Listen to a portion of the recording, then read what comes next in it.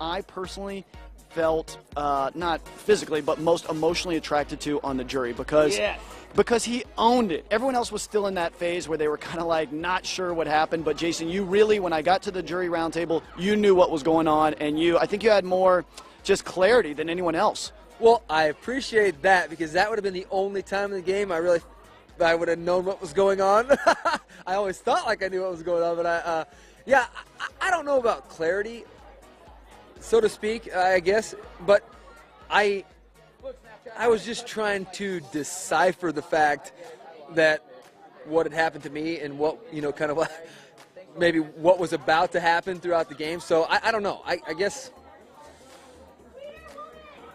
I'm not answering the exact question correctly, I guess. Well, no, there's no right or wrong answer. It's just like I felt like some people were still sort of filtering through those feelings, and you were like, you know what, I got swindled, it sucks. Yeah. And I think you said something that was the most poignant thing I've ever heard in my 5 years of hosting the jury roundtable, which is, I said, everybody lies. And that was kind of my point, which is like, listen, you can't judge people for lying because everyone lies. And you said, yeah, but there's a line. And I said, I thought it was going to be the end of the conversation. I thought I was going to hit you with this big line. I go, yeah, but who determines that line? Meaning nobody. And you said, we do. Yeah.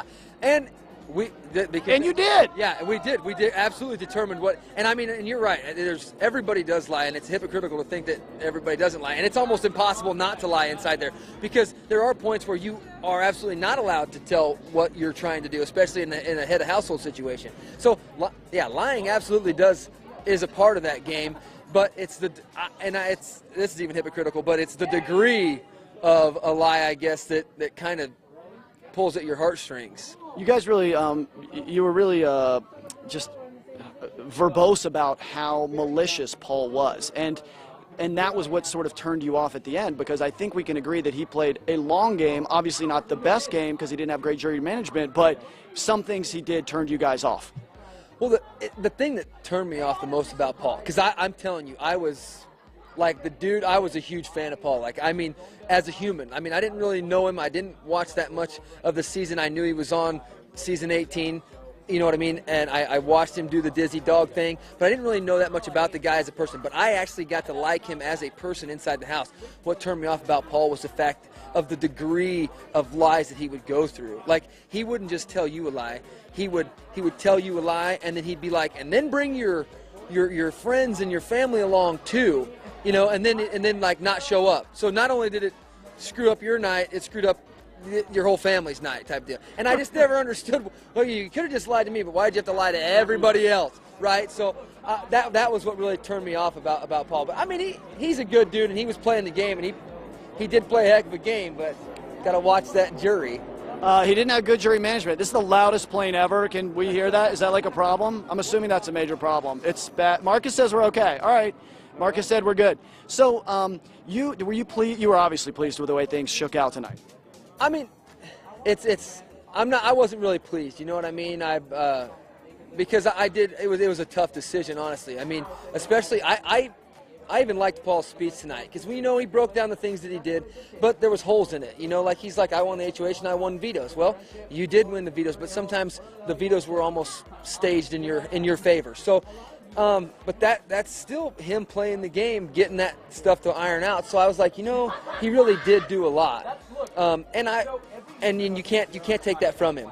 But it still comes down to how people value the principles of their idea of the game. And to me, my idea of the game is, you just took the lion too far.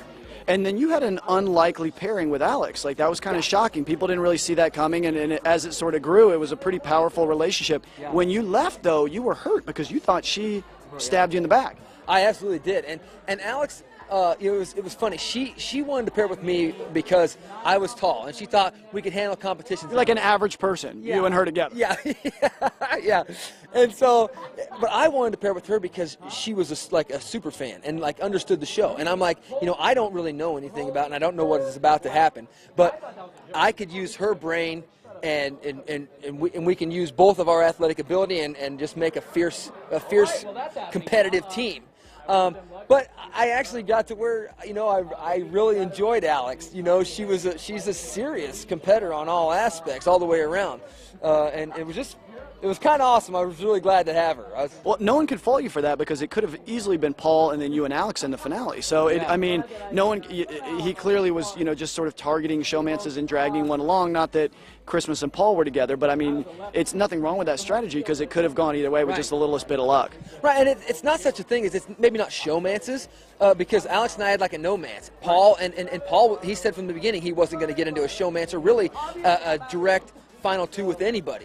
He was more of a fan of the threesome type because he's like, then we can, and I bought into that big time because me and Alex were a no-mance. We were just partners, going to the end together, and and Paul kind of latched onto that.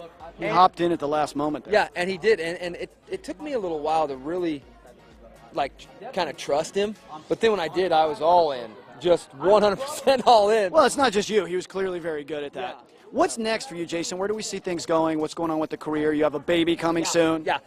You know what? I felt like I was in a really good place in my life prior to the show. And it ruined it. No, just kidding. It might have. I don't know. I hope not. But I've been trying really hard to get my rodeo clown thing going and the auction thing going, and those were both taken off, and they were solid. And so I'm really looking forward to hopefully the stage and the exposure of the show just keeps those. I think you're in a prime position to use this as a springboard, and I wouldn't be surprised at all. How can people follow you on social media? Whistlenut and Ole. That's Whistlenut and Ole. You're not going to confuse that because there's only one of those. That's right. There's only one Whistlenut and Ole. Ole's the bull. I'm Whistlenut. That's my rodeo clown name, stage name, if you have you. Or on WagnerDentAuctions.com for auctioneering. And Facebook, I have Facebook, and I probably have Instagram and all the things now because my buddies probably hooked me up with that while I was in the house. We don't know how to find him, but you can definitely find him. Jason, it has been a pleasure. Yeah, same. Thank you so much for your time. The fans loved you. You're one of the one in the top 3 for America's favorite player. And do we know how that shook out, by the way? Do we know how that shook out? Very fair question. Do we have exact votes? Girls. She looks uncomfortable.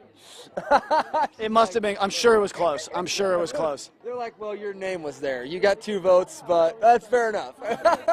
Okay, good deal. All right, well, thank you. Jason, a pleasure.